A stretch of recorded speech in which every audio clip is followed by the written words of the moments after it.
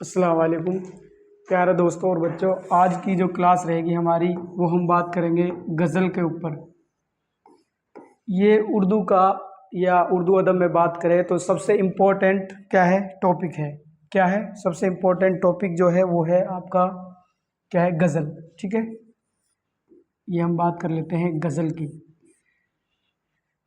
हमने पहले भी आपको एक छोटी सी क्लास या इससे पहली क्लास में जो बात करी थी वो हमने की थी उर्दू के बारे में कि जो उर्दू है ये क्लास है जो मेन तो क्या है 12th क्लास जो अपनी RBSC जो बोर्ड है 12th क्लास की उसमें जो हम पढ़ते हैं जो आपकी दो किताबें हैं उनमें से नज़म और गज़ल यानी जो सेकंड बुक है गुलिस्तान अदब उसमें एक टॉपिक आपका क्या है नज़म है और एक क्या है आपका गज़ल है। तो आज जो हम बात करेंगे वो गज़ल के बारे में बात करेंगे। गज़ल एक क्या है उसमें आपके 12th क्लास में ये एक सिन्फ है। ठीक है, सिन्फ है जैसे आपके मकतूब निगारी है, क्या है मकतूब निगारी। ठीक है, ऐसी आपका क्या है मुख्तसर अफसाना है, क्या है मुख्तसर अफसाना। ठीक है, ऐसी हमारा एक सिन्फ क्या है गज़ल है। तो हम आज जो बात करेंगे वो करेंगे अपने गज़ल के बारे में कि गज़ल किस ज़बान का लफ्ज़ है, गज़ल क्या है उर्दू में कहाँ से आई है, किस ज़बान से उर्दू में ली गई है, ये सारी बातें हम बात करेंगे। क्योंकि आपका जो 12th क्लास वाले बच्चे हैं उनका 12th क्लास में जो सिन्फ है उस 6 नंबर की सिन्फ है आपकी। कितने नंबर की है? 6 नंबर की। ठीक है, तो आपको 6 नंबर किस तरह सिन्फ में से कवर करने हैं वो हम आपको बताएंगे। क्योंकि गज़ल में से तकरीबन 2 या 3 नंबर के सवाल आपके 100% हर साल आते हैं। सवाल किस तरह के आते हैं वो भी हम बात करेंगे, किस तरह के आपसे गज़ल से सवाल पूछे जाते हैं। तो मैं आपको मोटे मोटे तौर पर बता रहा हूँ। सबसे पहले हम बात कर रहे हैं गज़ल की। किसकी कर रहे हैं? गज़ल की। ठीक है, गज़ल की। तो जाहिर सी बात है गज़ल क्या है? गज़ल एक लफ्ज़ है। ठीक है, गज़ल क्या है? लफ्ज़ है। सबसे पहले बात करेंगे जो गज़ल है ये किस ज़बान का लफ्ज़ है। क्या बात करेंगे? गज़ल किस ज़बान का लफ्ज़ है। ठीक है, गज़ल के मायने क्या हैं। ठीक है, गज़ल के मायने क्या हैं और गज़ल के जो क्या है जो तारीफ़ है डेफिनेशन है जो इसकी जो कि आप बात करेंगे गज़ल की तारीफ़ या गज़ल की परिभाषा की। ठीक है, वो क्या है और गज़ल के जो अज्जाए तरकीबी हैं क्या हैं जो अज्जाए तरकीबी होते हैं गज़ल के। ठीक है, उनके बारे में हम क्या करेंगे इस क्लास के अंदर बात करेंगे। कहने का मतलब ये है कि आज की जो हमारी क्लास रहेगी वो जो हमारा टॉपिक है गज़ल, ये ऐसा नहीं है कि ये 10th क्लास 12th क्लास सबके लिए इम्पोर्टेंट है, लेकर 8th क्लास से 9th क्लास से लेकर 12th क्लास तक। और इसके अलावा जो कंपटीशन के एग्ज़ाम है उनमें भी गज़ल से कोई ना कोई सवाल ज़रूर पूछा जाता है, गज़ल की खुसूसियात पूछा जाता है, गज़ल के जो अज्जाए तरकीबी है उनसे मुतालिक सवाल पूछा जाता है। तो सबसे पहले हम बात करेंगे गज़ल किस ज़बान का लफ्ज़ है।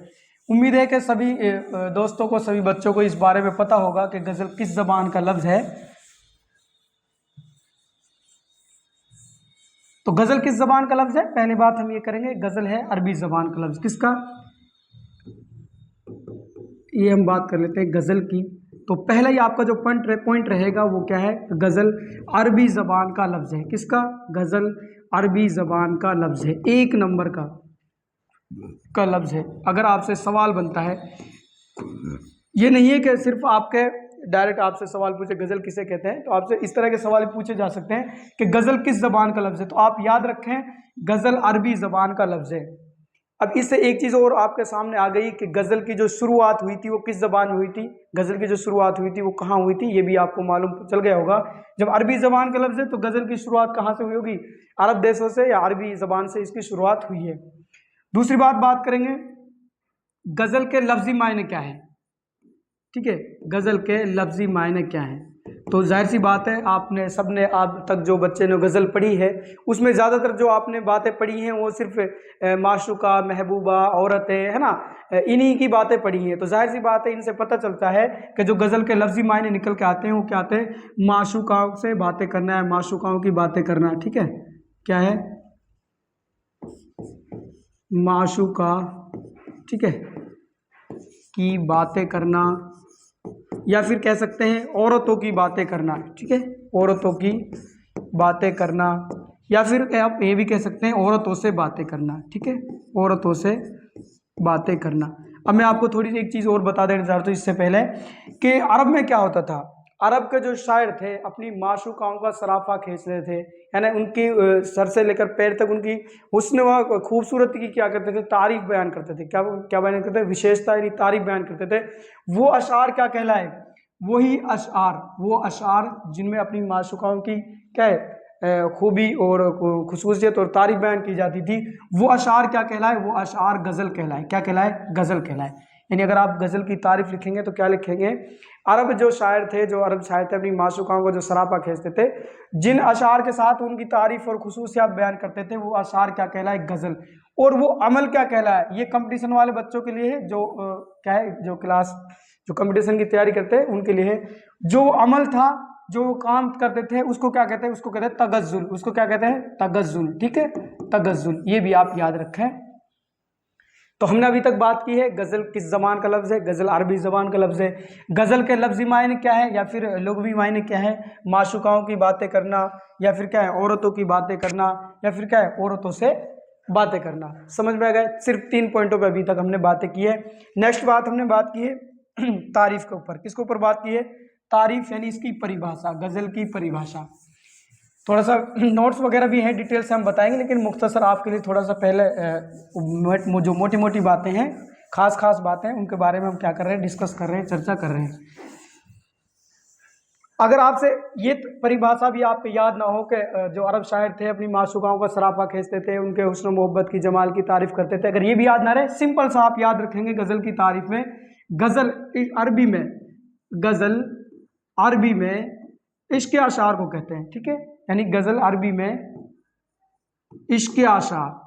ठीक है, यानी जो अरबी में जो इश्क़ आशार होते हैं, इश्क़ मतलब प्यार मोहब्बत वाले जो अशार होते हैं, जो शायर शेर होते हैं, इश्क़ आशार क्या कहलाते हैं? इश्क़ आशार को क्या कहते हैं? गज़ल कहते हैं। क्या कहते हैं? गज़ल कहते हैं। ठीक है, सिंपल सा। अगर आपके परिभाषा याद ना रहे तो बस एक लाइन की तारीफ है, परिभाषा है, डेफिनेशन है, आप इसको तो याद आसानी से रख ही सकते हैं। ठीक है, इसके बाद हम बात करेंगे जब पहले गज़ल की शुरुआत कहाँ हुई थी। अगर हम पूछा जाए कि जो उर्दू में गज़ल कहाँ से आई, अगर आपसे पूछा जाए उर्दू में गज़ल कहाँ से आई, तो आप याद रखें सबसे पहले गज़ल की शुरुआत कहाँ हुई थी? अरबी में। ठीक है, अरबी के बाद गज़ल किस ज़बान में, किस अदब में पहुंची? फ़ारसी में। और फ़ारसी वालों की एक बहुत बड़ी देन है, फ़ारसी अदब की बहुत बड़ी देन है, किसमें? गज़ल में। वो क्या है आपका? रदीफ। वो क्या है? रदीफ। ठीक है, यानी जो रदीफ आप अभी हम पढ़ेंगे, जो अज्जाए तरकीबी पढ़ेंगे गज़ल के, उसमें डिटेल से बताएंगे रदीफ क्या है। लेकिन आप इतना याद रखें, जब गज़ल अरबी से फ़ारसी शायरों के पास पहुंची तो इन्होंने एक चीज़ नई पैदा कर दी, इसमें वो क्या थी? रदीफ। ठीक है, और ये भी कह सकते हैं जो गज़ल को ज़्यादा संवारा बढ़ाया वो कौन थे? फ़ारसी शोरा थे। ठीक है, फ़ारसी ज़बान में इसको ज़्यादा तरक्की मिली। नेक्स्ट बात करेंगे, अब उर्दू में कहाँ से आई? तो जाहिर सी बात है अरबी से किस में आई? फ़ारसी में। फ़ारसी से कहाँ आई? फ़ारसी से आई थी आपकी उर्दू ज़बान में, यानी उर्दू अदब में, जिसमें हम और आप पढ़ते हैं। जाहिर सी बात है अरबी में हम नहीं पढ़ते, फ़ारसी में हम नहीं पढ़ते, हम गज़ल कहाँ पढ़ते हैं? हम गज़ल पढ़ते हैं उर्दू में। तो उर्दू में कहाँ से आई है? उर्दू में आपसे पूछ ले, उर्दू में आई है फ़ारसी ज़बान से। और फ़ारसी में कहाँ से आई है? फ़ारसी में आई है अरबी से। तो जाहिर सी बात है गज़ल की शुरुआत कहाँ हुई है? अरब देशों में और अरबी शायरी, अरबी अदब में। ठीक है, नेक्स्ट बात करेंगे हम, ये हमने बात कर ली गज़ल कहाँ से आई है। ठीक है, और गज़ल उर्दू की मौजूदा दौर में जो गज़ल है ये उर्दू की बहुत बड़ी क्या है? मशहूर सिन्फ़ सुखन है। ठीक है, यानी क्या है? और गज़ल को उर्दू का क्या कहते हैं? हुस्न भी कहते हैं। ठीक है, गज़ल को उर्दू की आबरू भी कहते हैं। ये सब क्या है? गज़ल की खुसूसियात है। क्या है? गज़ल की विशेषताएँ हैं, खुसूसियात है। नेक्स्ट बात करेंगे मोटी मोटी सी, गज़ल के अज्ज़ाए तरकीबी। गज़ल के अज्ज़ाए तरकीबी। अज्ज़ाए तरकीब का मतलब है इसके पार्ट, इसके हिस्से, यानी जिनकी बिना पर गज़लें क्या है? लिखी जाती है, यानी जो गज़ल के अंदर होने ज़रूरी हैं। जैसे आप क्या करते हैं, कोई भी नावल वगैरह, मुख्तसर अफसाना लिखते हैं, जो सारी चीज़ें लिखते हैं, इनमें भी क्या होते हैं? अज्ज़ाए तरकीबी होते हैं। ठीक है, जैसे नावल, प्लाट, किरदार है ना, ये सारी चीज़ें होती हैं। तो ऐसे ही जो गज़ल के क्या है? अज्ज़ाए तरकीबी है, उनके बारे में हम क्या करेंगे? बात करेंगे। अज्ज़ाए तरकीबी वो कौन कौन से हैं आप याद रखें, बहुत ही इंपॉर्टेंट है, क्योंकि उनमें से क्या बनते हैं? अक्सर करके क्या बनते हैं? उनमें से सवाल बनते हैं। फर्स्ट हम बात करेंगे, सबसे पहला है आपका मतला। क्या है? मतला। ठीक है, देखो एक बार फिर मैं बता देना चाहता हूँ, जो ये क्लास है मोस्टली जो हम डाल रहे हैं, जो हमारा RBSE जो राजस्थान बोर्ड है, RBSE, ठीक है, जो राजस्थान बोर्ड है उसकी 12th क्लास में, ठीक है, और ये 10th क्लास, उसके अलावा जितने भी राजस्थान के अदर स्टेट के जो जो कंपटीशन के एग्जाम होते हैं उनमें भी गज़ल का एक टॉपिक इंपॉर्टेंट है और हर बार आता भी रहता है, इसमें से सवाल भी बनते हैं, तो उनके भी लिए क्लास इंपॉर्टेंट रहेगी। ठीक है, सबसे पहली बात करते हैं हम गज़ल के अज्जाए तरकीबी। पहला कौन सा है आपका? मतला। नेक्स्ट कौन सा है आपका? रदीफ। क्या है? रदीफ। अभी बात की थी ना रदीफ किसकी देन है। सवाल बनता है कंपटीशन, जो हाई लेवल का जो सवाल बनता है कंपटीशन वालों के लिए, वो यही बनता है कि गजल में रदीफ किन शौरा की देन है? तो किन की है? फारसी शौरा की देन है, फारसी शायरों की देन है। तीसरी बात करेंगे हम काफिया। क्या है? काफिया। ठीक है, काफिया। चौथे पॉइंट पर हम बात करेंगे मक्ता। क्या करेंगे? मक्ता। ठीक है, पांचवा पॉइंट रहेगा आपका मक्ता हो गया। उसके बाद आपका तखल्लुस। क्या है? तखल्लुस। ठीक है, एक एक के बारे में डिटेल से बात करेंगे। छठा आपका बहर। यानी ये सारे क्या है? गजल के अज्जाए तरकीबी है। क्या है? गजल के अज्जाए तरकीबी है। मैं आपको बाकायदा आपको एग्जाम्पल यानी मिसाल के साथ बताऊंगा मतला क्या है, मक्ता, रदीफ क्या है, काफिया क्या है, मक्ता क्या है, ठीक है, तखल्लुस क्या है, ये सारी चीजें एक एक करके हम बात करेंगे। मोटा मोटा सा ये समझ लीजिए मतला क्या है। मतला होता है प्यारे बच्चों गजल का पहला शेर। ठीक है, क्या होता है? गजल का पहला शेर क्या कहलाता है? मतला कहलाता है। आप याद रखें, गजल का पहला शेर। ठीक है, अब ये बताने की जरूरत नहीं शेर क्या है, मिसरा क्या है, बंद क्या है, ये बेसिक चीजें हैं। आप 12th क्लास के बच्चे हैं, ये चीजें आप याद रखें। जैसे मिसाल तौर पर हम बात करें मिसरा क्या है, तो मिसरा कहते हैं एक पंक्ति को। ठीक है, जो एक लाइन होती है उसको क्या बोलते हैं? मिसरा बोलते हैं। और दो मिसरा मिलकर क्या बनते हैं? दो मिसरा मिलकर क्या बनते हैं? एक शेर बनते हैं। क्या बनते हैं? एक शेर बनते हैं ना। ये छोटी छोटी बातें हैं, आप याद रखा करो। गजल का शेर होता है, गजल का क्या होता है? शेर होता है। और नज़म का क्या होता है? नज़म का होता है प्यारे बच्चों बंद। नज़म का क्या होता है? बंद। ये बेसिक चीजें हैं छोटी छोटी, इनको आप याद रखें, है ना। तो बार बार इसमें जैसे शेर आएगा तो आप पता लगा लें कि शेर का मतलब दो मिसरे होते हैं ना गजल के। तो गजल का पहला शेर क्या कहलाता है? मतला कहलाता है। नेक्स्ट बात करेंगे रदीफ। रदीफ क्या होता है? गजल के पहले शेर में, ठीक है, गजल के पहले शेर में क्या आते हैं? कुछ अल्फाज ऐसे आते हैं, कुछ नहीं अल्फाज आते ही हैं, वो एक समान होते हैं, यानी उनको मायने के एतबार से देख लो, वजन के एतबार से देख लो, वो सेम निकलेंगे। जैसे मिसाल तौर पर 10th क्लास की गजल है, हस्ती अपनी हबाब की सी है, ये नुमाइश शराब की सी है। ठीक है,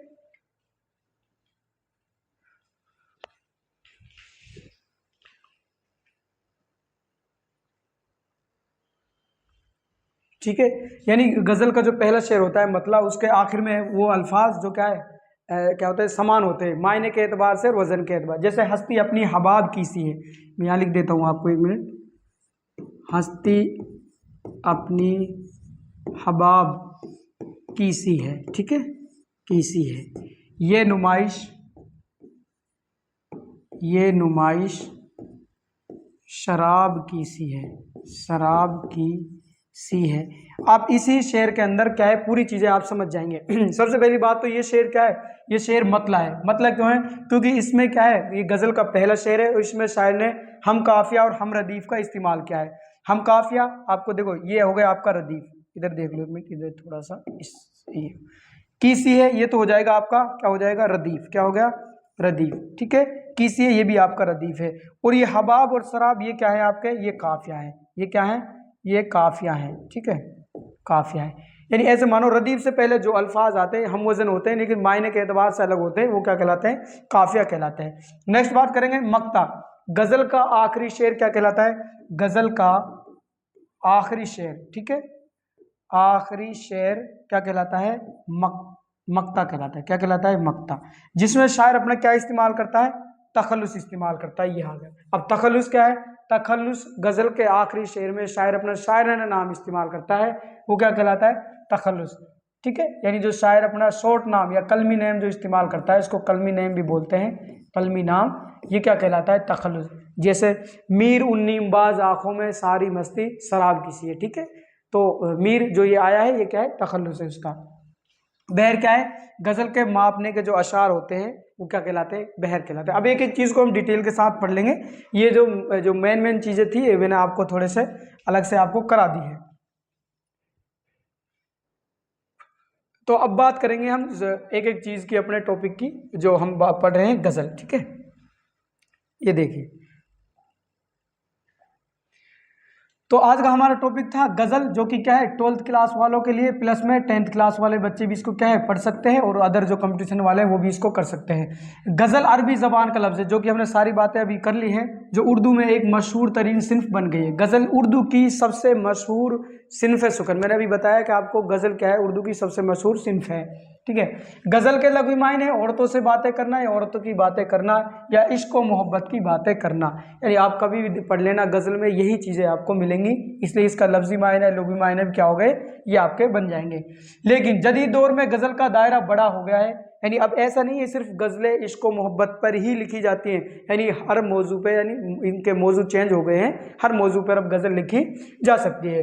अब इसमें हुस्न व इश्क के अलावा हर किस्म के मज़ामीन बयान किए जाने लगे हैं। मसलन अखलाकी, सियासी, अखलाकी यानी आपके बेहतर व्यवहार को बेहतर, सियासी यानी राजनीतिक, सामाजिक यानी सामाजिक, माशरती और तसूफ के मसाइल वगैरह। लेकिन गज़ल ख़ास मौजू, यानी अगर गज़ल की बात करें, उसका जो खास टॉपिक होगा, जो पॉइंट होगा, जो वो क्या होगा, वो तो आपका हुस्न व इश्क का बयान ही है, क्योंकि ये सिर्फ इसी के लिए मखसूस है। यानी किसके लिए बनी है, सिर्फ हुस्न इश्क व मोहब्बत की शायरी, शेर शायरी के लिए बनी है। ठीक है, अब बात करते हैं ये क्या हो जाएंगे आपके इसके गज़ल के अज्जाए तरकीबी। हमने भी आपके बात की थी मोटी मोटी सी, लेकिन अब डिटेल से पढ़ लेंगे। गज़ल का पहला शेर, जिसके दोनों मिसरे हम काफ़ी और हम रदीफ होते हैं, वो क्या कहलाता है, मतला कहलाता है। 12th क्लास वाले बच्चे ध्यान रखें, 2 नंबर का सवाल सीधा बनता है, मतला किसे कहते हैं, मक्ता किसे कहते हैं, रदीफ किसे कहते हैं, ये आप पॉइंट ध्यान रखिए। गज़ल किसे कहते हैं, सिंपल सा 2 नंबर का सवाल बनता है। अगर मैं बता रहा था आपका 6 नंबर की सिन्फ है, 12th क्लास वाले बच्चों के लिए 6 नंबर की सिन्फ है, और 10th क्लास में भी 2 नंबर का इसमें से सवाल आ जाता है। तो 6 नंबर में से आपके 3 नंबर का भी बन सकता है, और 2 नंबर का तो आपका सवाल है ही 100%।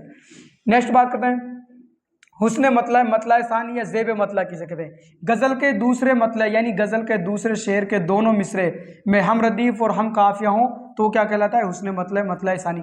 अगर गज़ल का पहला शेर के अलावा दूसरा शेर भी क्या है, हम रदीफ और हम काफिया होता है, तो उसे क्या कहते हैं, हुस्न मतला, मतला सानी या ज़ेब मतला कहते हैं। ठीक है, ये आप याद रखें।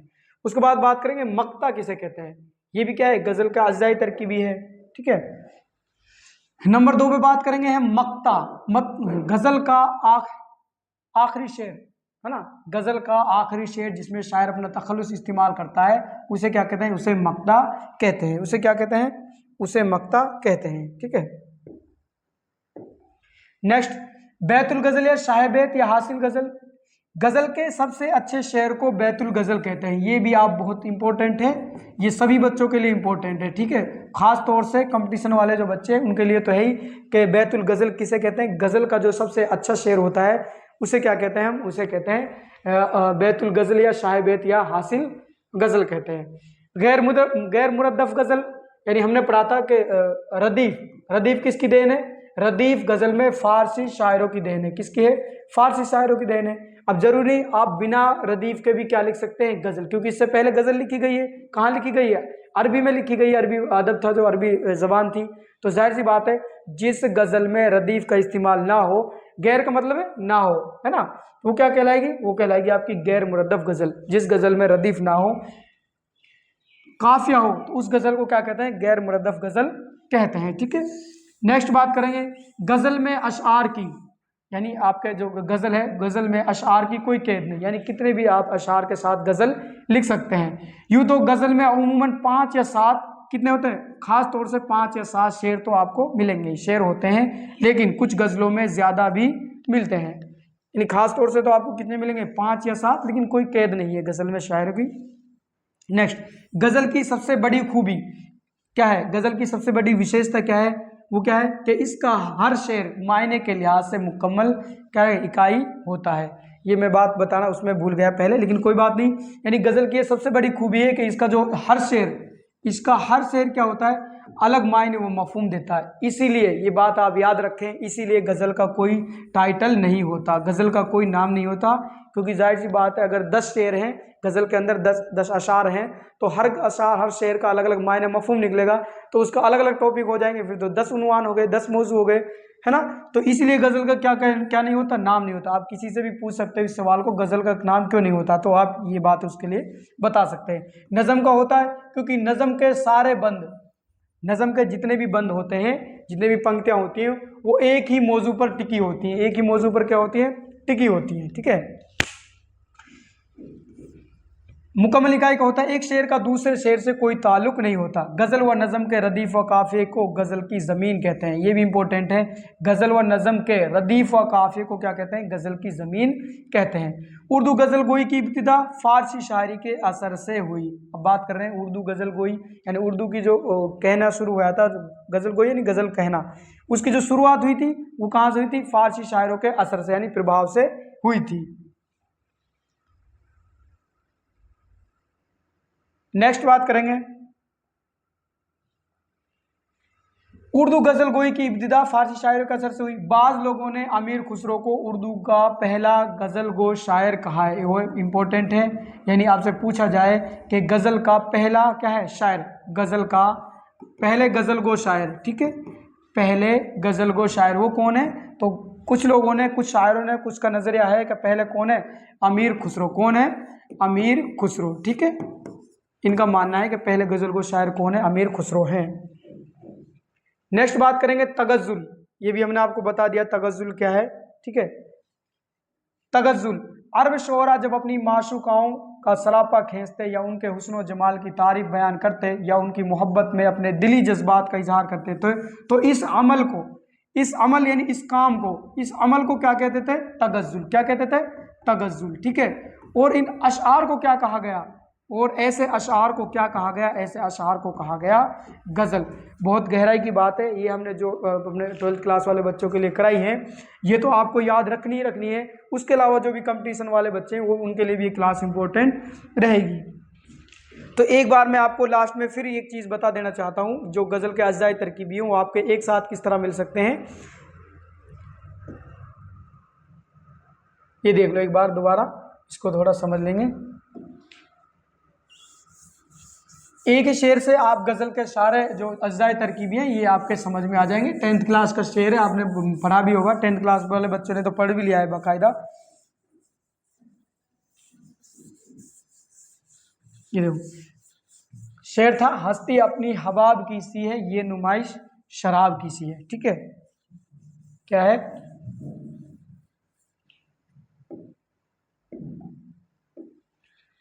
शेर है आपका, हस्ती अपनी हबाब की सी है, ठीक है, ये नुमाइश शराब की सी है,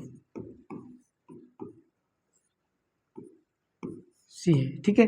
सबसे पहली बात तो आपको क्या याद रखनी है, सबसे पहला जो गजल के अज्जाए तरकीबी थी वो क्या है, वो था आपका क्या था, मतला। तो गजल का पहला शेर ये क्या है, गजल का पहला शेर है। पता कैसे लगाएंगे, इसके दोनों मिसरों में हम रदीफ और हम काफिया होंगे।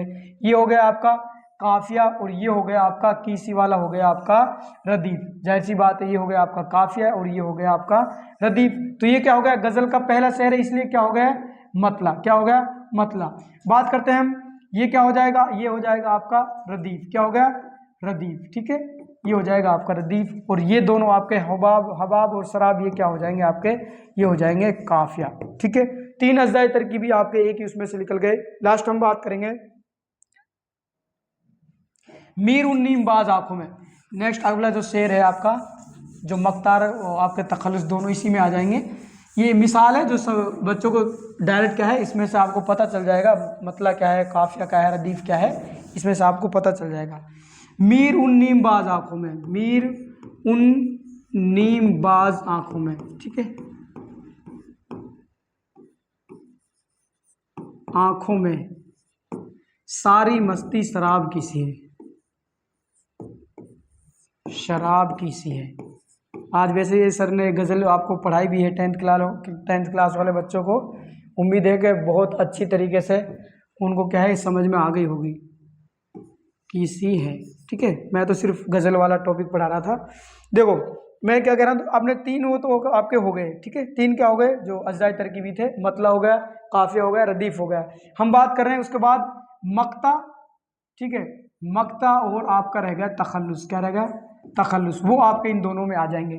देखो गजल का आखिरी शेर पता कैसे लगाएंगे? गजल का आखिरी शेर है, क्योंकि इसमें क्या है, गजल में आखिरी शेर सबको पता लग जाता है, गजल का आखिरी शेर है, लास्ट में होता है। ठीक है, तो मक्ता की बात करें तो जिस शेर में शायर अपना क्या इस्तेमाल करता है? तखल्लुस इस्तेमाल करता है। ठीक है, वो क्या है? मक्ता कहलाएगा। गजल का आखिरी शेर मक्ता होगा। तखल्लुस क्या है? ये इसमें आपका तखल्लुस होगा। ये पूरा शेर तो क्या कहलाएगा? ये तो कहलाएगा आपका मक्ता, और ये आपका क्या हो जाएगा? शायर ने इसमें अपना शायराना नाम इस्तेमाल किया है, क्योंकि मीर का पूरा नाम क्या है? मीर का पूरा नाम है मीर तकी मीर, और ये उसका क्या है? तखल्लुस। ये तखल्लुस की अलामत है। ठीक है, ये हो जाएगा आपका मक्ता और ये तखल्लुस। ठीक है, तो ये आज क्या था? आज हमने पढ़ा है सिर्फ किसके बारे में? गज़ल के बारे में। ठीक है, जो कि 10th 12th वाले दोनों क्लास के बच्चों के लिए इम्पोर्टेंट है। इसके अलावा कंपटीशन वाले क्लास के लिए भी है, बच्चों के लिए भी इम्पोर्टेंट रहेगी। तो आज के लिए शुक्रिया, थैंक यू। वाह।